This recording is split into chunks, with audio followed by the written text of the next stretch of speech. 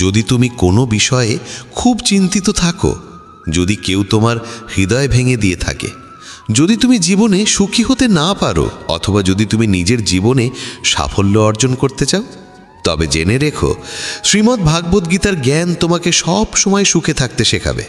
এই জ্ঞান তোমাকে জীবনের প্রতিটি যুদ্ধ জয় করতে শেখাবে, সাফল্য অর্জনের পথ দেখাবে।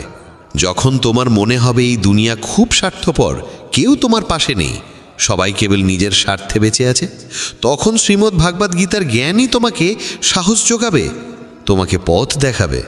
একটা কথা নিশ্চিত, যে গীতার জ্ঞানকে গভীরভাবে বুঝে নেয়, সে তার জীবনের প্রতিটি সমস্যাকে সহজেই দূর করতে পারে। আজ আমরা এই শ্রীমদ্ ভাগবত গীতার 15টি অসাধারণ শিক্ষার কথা বলবো। একটা কথা গ্যারান্টি দিয়ে বলা যায়, যে মানুষ এই 15টি শিক্ষাকে মন দিয়ে শেষ পর্যন্ত শুনবে, সে তার জীবনের সব কষ্ট, দুঃখ ও যন্ত্রণা খুব সহজে দূর করে ফেলবে, এবং যা কিছু সে চায় তা সে সহজেই অর্জন করে ফেলবে। শ্রীমদ্ ভাগবত গীতার প্রথম শিক্ষা হলো, যা কিছু ঘটে তা মঙ্গলের জন্যই ঘটে, যা ঘটছে তা মঙ্গলের জন্যই ঘটছে, আর যা ঘটবে তাও মঙ্গলের জন্যই ঘটবে। এই উপদেশটি যত সহজে শোনায়, বাস্তবে তা বুঝে ওঠা ততটাই কঠিন। কারণ যখনই জীবনে আমাদের সঙ্গে কিছু ভুল হয়, অন্যায় হয় বা কোনো দুঃখ আসে, তখন আমাদের গোটা দুনিয়াটাই ভুল মনে হয়, জীবনটা এক ভ্রান্তির মতো লাগে। তখন প্রতিটি মানুষ স্বার্থপর আর মিথ্যে বলে মনে হয়, তখন মনে হয় আমাদের সঙ্গে শুধু খারাপই হয়। কিন্তু গীতার এই উপদেশ ঠিক কিভাবে সত্যি? সত্যটা হলো, যখন কোনো ব্যক্তি আমাদের জীবনে আসে, সে আমাদের আরও যোগ্য এবং শক্তিশালী করে তোলে। আর যখন কোনো আপনজন আমাদের আঘাত করে, তখন সেই আঘাত আমাদের চোখ খুলে দেয়, বুঝিয়ে দেয় আমরা কাকে ভালোবেসে আসছিলাম, যার কাছে আমাদের কোনো মূল্যই ছিল না। যেমন এক শিশুকে তার মা তিতা ওষুধ খাওয়ায়, সেই তিতা ওষুধ শিশুর ভালো লাগে না, কিন্তু সেই ওষুধই তার অসুখ সারায়।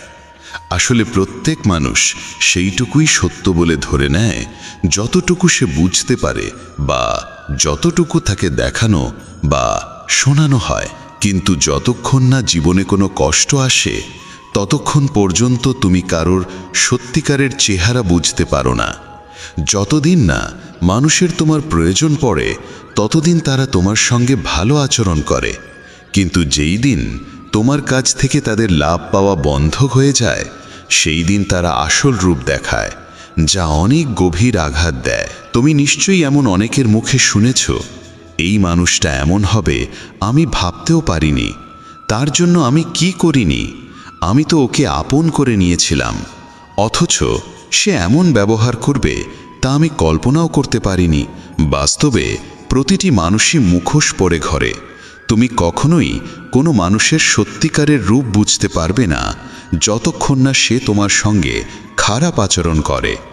এই কারণেই বলা হয়, যদি কেউ তোমাকে আঘাত করে, সেটাও তোমার মঙ্গলেই হয়, কারণ সেই আঘাতের ফলে তুমি জীবন যুদ্ধে লড়তে শেখো, সামনে এগোতে শেখো।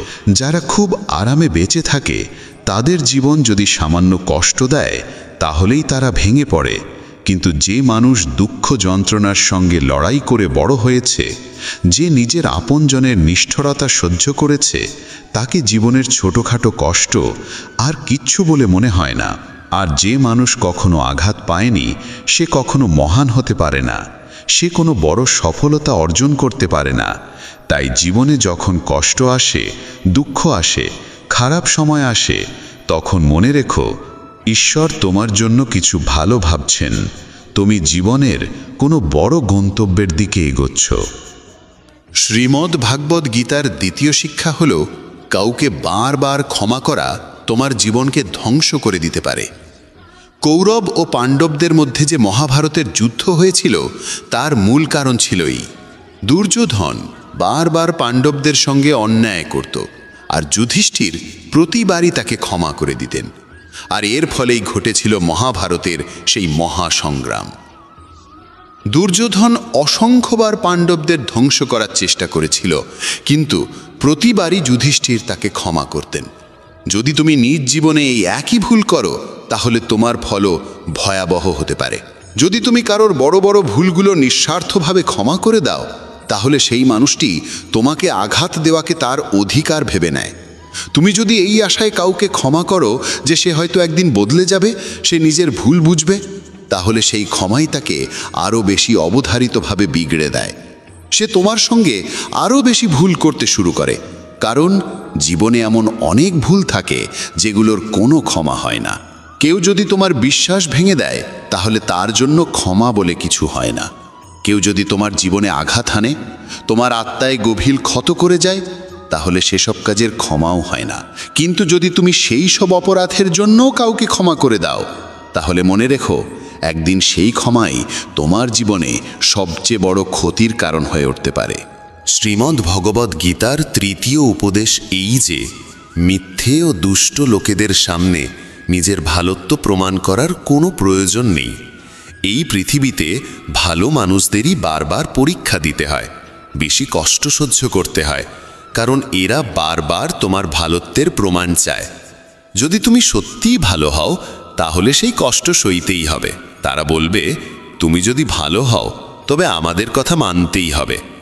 যখন দুর্যোধন আর শকুনি পাণ্ডবদের সঙ্গে বসে পাশা খেলছিল, তখন যুধিষ্ঠির নীরবে চুপচাপ বসেছিল। তিনি ধীরে ধীরে 5 ভাইকে পাশার দানে বাজি গেঁকেছিলেন, এমনকি তাদের স্ত্রী দ্রৌপদীকেও। তারপর সেই দুর্যোধন সভার মধ্যে দ্রৌপদীর অপমান করতে থাকে, তার বস্ত্রহরণ করতে চায়, কিন্তু তবুও পাণ্ডবেরা চুপ করেছিল। ভাবছিল তারা ধর্মের পথে চলছে, সত্যের পথে চলছে।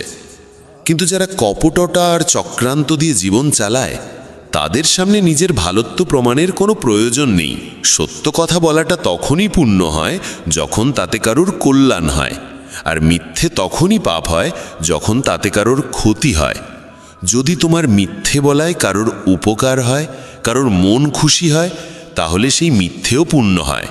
কিন্তু যদি তোমার বলা সত্য কারোর হৃদয় ভেঙে দেয়, তাহলে সেটি বলাও পাপ হয়।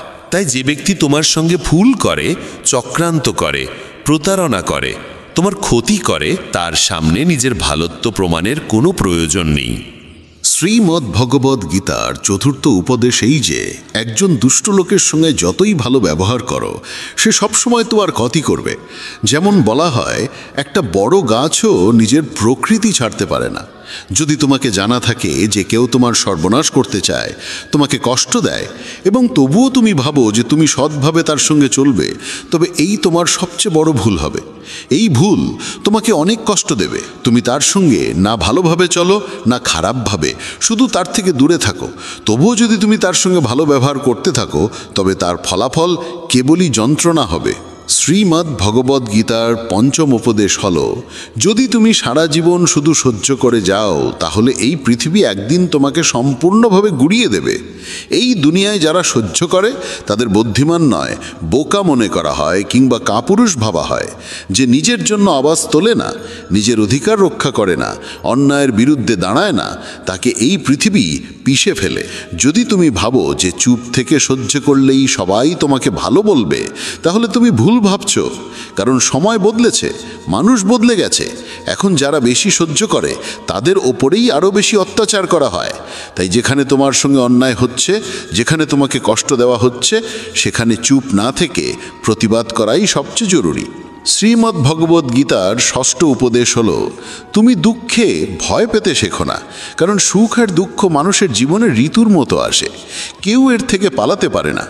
দুঃখ আসবে, আবার চলে যাবে, যেমন সুখও স্থায়ী নয়। সবই পরিবর্তনশীল। এই পৃথিবীতে কেউই চিরকাল থাকে না। কতজন এলো, কতজন চলে গেল, কেউই রইল না। তাই দুঃখে ভেঙে না পড়ে বরং সেই জ্ঞান গ্রহণ করো যে জীবনে কিছুই চিরস্থায়ী নয়। তাই দুঃখ বা সুখের কোনো অর্থ নেই যদি তুমি নিজের মন স্থির রাখতে না শেখো। সব কিছুকে গ্রহণ করো একটা পরিবর্তনের অংশ হিসাবে, কারণ যেটা এসেছে সেটা একদিন যাবেই। দুঃখে ভেঙে পড়ার চেয়ে খুশি হয়ে জীবন কাটানোই শ্রেয়, আর সুখে থাকা দুঃখের চেয়ে সব সময় ভালো। শ্রীমদ্ ভগবদ্গীতার সপ্তম উপদেশ এই যে একজন ভালো মানুষ যদি খারাপ মানুষের সঙ্গে সম্পর্ক রাখে, তবে একদিন তারও পতন হবে। মহাভারতের কর্ণ ছিল পাণ্ডবদের বড় ভাই। সে দানবীর ছিল, ধর্মকে জানত, সত্য বুঝত। তবুও সে দুর্যোধনের বন্ধু হয়ে উঠেছিল, আর সেই খারাপ সঙ্গের জন্য তার সর্বনাশ হয়। ঠিক তেমনি যদি একজন ভালো মানুষ খারাপ লোকেদের সঙ্গে জড়িয়ে পড়ে, তবে সে যতই ভালো হোক না কেন, সে তাদের পাপের ফলও ভোগ করে। তাদের সঙ্গে থাকার কারণে তার জীবনও ধ্বংস হয়ে যায়। শ্রীমদ্ ভগবদ্ গীতার অষ্টম শিক্ষা হল, ভালোবাসা আর অনুভবের সম্পর্ক কেবল তাদের সঙ্গেই গড়ে তুলতে হয় যারা সেই ভালোবাসা আর অনুভবের মর্যাদা বোঝে। যদি তুমি এমন কাউকে ভালোবাসো যে তোমার ভালোবাসার কদর অরে না, তাহলে সেটা তোমার হৃদয়ের সবচেয়ে বড় কষ্ট হয়ে ওঠে। তুমি যদি এমন কাউকে অনেক মূল্য দাও যে তোমাকে কোনো মূল্যই দেয় না, তাহলে তার থেকে কেবলই অশ্রু পাও। তাই মনে রেখো, একটা ভুল সম্পর্কের চেয়ে একাকিত্ব অনেক ভালো। একা থেকে তুমি এতটা কষ্ট পাবে না যতটা ভুল সম্পর্কে যুক্ত হয়ে পাবে। আজকের যুগে কেউ কারোর কদর করে না, কেউ নিঃস্বার্থ ভালোবাসা দেয় না। তাই যাকে তুমি সবচেয়ে বেশি গুরুত্ব দিতে চাও তাকে ভালো করে চিনে নিতে সময় নাও, বুঝে দেখে তারপর জীবনে তাকে সেই সম্মান আর স্থান দাও। কাউকে ভালোবাসা দেওয়া, সম্মান দেওয়া ভুল নয়, কিন্তু সেই ভালোবাসা আর সম্মান যদি তোমাকে কষ্ট দিতে শুরু করে, তাহলে সেই সম্পর্ক থেকে সরে আসাটাই তোমার জন্য উত্তম। শ্রীমদ্ ভগবদ্ গীতার নবম শিক্ষা হল, যে ব্যক্তি দুঃখে কাঁদে না, সুখে ভেসে যায় না, সেই সব ধরনের জীবনের সমস্যাকে জয় করতে পারে। ভগবান শ্রীকৃষ্ণ অর্জুনকে বলেছিলেন, যে ব্যক্তি শত্রু মিত্রের মধ্যে, অপমান সম্মানের মধ্যে, শীত উষ্ণতা সুখ দুঃখের মধ্যে কখনো কাঁপে না, সেই সত্যিকারের মানুষ। সে এই জীবনের সমস্ত পরিস্থিতি অতিক্রম করতে পারে। আর এমন মানুষই আমাকে সবচেয়ে প্রিয়। যারা ছোটোখাটো ব্যাপারে কাঁদে বা সামান্য সুখ পেলে মাটিতে পা না রেখে উড়তে শুরু করে, তাদের মন অস্থির আর অশান্ত হয়ে যায়। এমন মানুষের ওপর কেউ ভরসা করতে পারে না, কারণ সবাই জানে সে এখন দুঃখে আছে বলে আমাদের কাছে এসেছে, কিন্তু যেই তার ভালো সময় আসবে তখন সে আর আমাদের চিনবেও না। তাই জীবন যাই আনুক না কেন, একজন বুদ্ধিমান মানুষ কখনো দুঃখে কাতর হয় না, সুখে দম্ভিত হয় না। সে সময়কে বুঝে নেয়, সমাধান খোঁজে এবং জীবনে এগিয়ে চলে। তাই শ্রীকৃষ্ণ অর্জুনকে বলেন, তুমি সংযম শিখো, মনকে স্থির রাখো, কারণ যার মনে স্থিরতা আসে সে পৃথিবীর সব দুঃখকে জয় করতে পারে। শ্রীমদ্ ভগবদ্গীতার দশম উপদেশ হল, যে ব্যক্তি তার কর্তব্য ও কর্মকে জ্ঞান এবং বুদ্ধির সঙ্গে পালন করে না, তার জীবনে কেবল দুঃখ আর ব্যর্থতা আসে। অর্জুন যখন শ্রীকৃষ্ণকে বলেছিলেন, যুদ্ধ করে এত মানুষকে হত্যা করার থেকে তো ভালো সন্ন্যাসী হয়ে ভিক্ষা করে খাই, তখন শ্রীকৃষ্ণ বলেছিলেন, এটা তোর ধর্ম নয়, এটা তোর কর্তব্য নয়। তুই একজন ক্ষত্রিয়, তোর কাজ হলো ধর্ম রক্ষা করার জন্য যুদ্ধ করা। আজ যখন পাপীরা পৃথিবীতে অত্যাচার করছে, তখন যদি তুই পিছু হটিস, তবে সেটা কাপুরুষতা নয়, সেটা তোর ধর্মভ্রষ্টতা হবে। তুমি তোমার কর্তব্যের পথ ছড়িয়ে রেখেছ, আর সেই পথেই তোমাকে যুদ্ধ করে পাপের অবসান ঘটাতে হবে। জীবনে অনেক সময় এমন কাজ সামনে আসে যেগুলো আমাদের করাই উচিত নয়, কিন্তু যদি আমরা তাতে জড়িয়ে পড়ি, তাহলে আমাদের সাফল্য নয়, বরং ব্যর্থতার মুখোমুখি হতে হয়। অনেকেই বলেন, আমরা তো অনেক পরিশ্রম করি, তবুও জীবনে সাফল্য আসে না, আমরা এগিয়ে যেতে পারি না। এই কারণেই বারবার শ্রীকৃষ্ণ গীতায় অর্জুনকে বলেন, তুমি তোমার কর্তব্যকে চিনে নাও, তোমার প্রকৃত কর্মকে চিনে নাও। এই শিক্ষা প্রতিটি মানুষের জন্য। আমাদের জানতে হবে আমাদের কর্তব্য কী, আমাদের জীবনে কি সঠিক, তাই আমাদের করা উচিত। পৃথিবী যা করছে তা হয়তো তোমার জন্য সঠিক নয়, কারণ প্রতিটি মানুষের লক্ষ্য আলাদা আর প্রতিটি মানুষের পথও আলাদা। তাই জীবনে যে কোনো কাজ করার আগে সেই কর্মকে ভালোভাবে বুঝে নেওয়া অত্যন্ত প্রয়োজন। শ্রীমদ্ ভগবদ্ গীতার 11তম উপদেশ এই যে, ভগবান শ্রীকৃষ্ণ অর্জুনকে বলেন, পত্রং পুষ্পং ফলং তয়ং যুমে ভক্তেয়া প্রযোচ্ছতি। যদি কেউ আমাকে আন্তরিকতার সঙ্গে ফুল ফল জল বা কেবল একটি নমস্কারও নিবেদন করে, তাহলে সেই নিবেদন আমার কাছে পৌঁছে যায়। কিন্তু যদি কেউ সোনার থালায়ও শত রত্ন নিবেদন করে, অথচ তার মধ্যে প্রেম না থাকে, তাহলে সেই নিবেদন আমাকে মোটেই প্রীত করে না। যদি মনে ভক্তি না থাকে, তাহলে মন্দিরও শুধু একটি দোকানে পরিণত হয়, আর যদি মনে প্রেম থাকে, তাহলে দোকানও মন্দিরের রূপ নেয়। এই দুনিয়ার জন্য প্রদর্শন চলে, কিন্তু ঈশ্বর বলেন, আমার সামনে কোনো প্রদর্শনের প্রয়োজন নেই, কেউ কেবল হৃদয় দিয়ে একবার ডাকলেই আমি ছুটে চলে যাই। শ্রীমদ্ ভগবদ্ গীতার দ্বাদশ উপদেশ এই যে, যারা আমার উপর বিশ্বাস রাখে, তাদের জীবনে যত কঠিন সময়ই আসুক না কেন, আমি কোনো না কোনো রূপে এসে তাদের রক্ষা করি। কেবল কেউ বিশ্বাস করে তো দেখুক, যখন মহাভারতের যুদ্ধ চলছিল তখন দুর্যোধন দেখল যে ভীষ্ম পিতামহ পাণ্ডবদের কাউকেই বধ করছেন না। তখন সে ভীষ্মের কাছে গিয়ে বলল, আপনি তো আমাদের পক্ষ থেকে যুদ্ধ করছেন, কিন্তু আপনার মন পাণ্ডবদের সঙ্গে যুক্ত। আপনি সত্যিকারে আমাদের জয় চান না। এই কঠিন বাক্য শুনে ভীষ্ম পিতামহ রেগে গেলেন। তিনি বললেন, আমার নিষ্ঠা হস্তিনাপুরের জন্য, আর তুমি আমার নীতিতে সন্দেহ করছো? আমি আমার গোটা জীবন এই রাজ্যের জন্য উৎসর্গ করেছি, আর যদি তোমার সন্দেহ থাকে তবে আমি আজই প্রতিজ্ঞা করছি, আগামীকাল সূর্যাস্তের আগে হয়তো অর্জুন থাকবে না অথবা ভীষ্ম থাকবে না। এই প্রতিজ্ঞার কথা যখন শ্রীকৃষ্ণ জানলেন, তিনি খুব চিন্তিত হয়ে পড়লেন, কারণ ভীষ্ম যখন কোনো প্রতিজ্ঞা নেন তখন তা পূর্ণ করে ছাড়েন। তিনি রাজপ্রাসাদে অর্জুনকে খুঁজে খুঁজে বেড়াতে লাগলেন। শেষে দেখলেন অর্জুন নিজের ঘরে আরামে ঘুমাচ্ছে। শ্রীকৃষ্ণ অর্জুনকে জাগিয়ে বললেন, তুমি এতটা আরামে ঘুমোচ্ছ, অথচ জানো না ভীষ্ম পিতামহ এমন প্রতিজ্ঞা করেছেন যাতে হয় তুমি থাকবে না, নয় ভীষ্ম। অর্জুন বলল, হ্যাঁ কেশব, আমি সব জানি। শ্রীকৃষ্ণ বিস্মিত হয়ে বললেন, তাহলে সব জানার পরেও তুমি এত নিশ্চিন্তে ঘুমাতে পারলে কি করে? অর্জুন হেসে বলল, হে কেশব, যার জন্য আপনি নিজে এত চিন্তিত হয়ে এদিক ওদিক ঘুরছেন, সে যদি নিজেই নিজের চিন্তায় ভেঙে পড়ে তাহলে সে তো নির্বোধ। কারণ যখন আপনি আমার সঙ্গে আছেন তখন এক ভীষ্ম তো দূরের কথা, 1000 ভীষ্ম আমার সামনে দাঁড়ালে তারা আমার একটি কেশ স্পর্শ করতে পারবে না।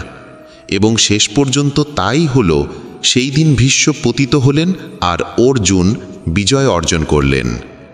শ্রীমদ্ ভগবদ্ গীতার ত্রয়োদশ উপদেশেই যে এক জ্ঞানহীন রাগী মানুষ গোটা পরিবার, সমস্ত সম্পর্ক, এমনকি একটি দেশও ধ্বংস করে দিতে পারে।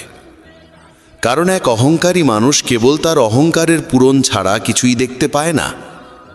সে না কারো কথা শুনতে চায়, না কারো ভালো বোঝে।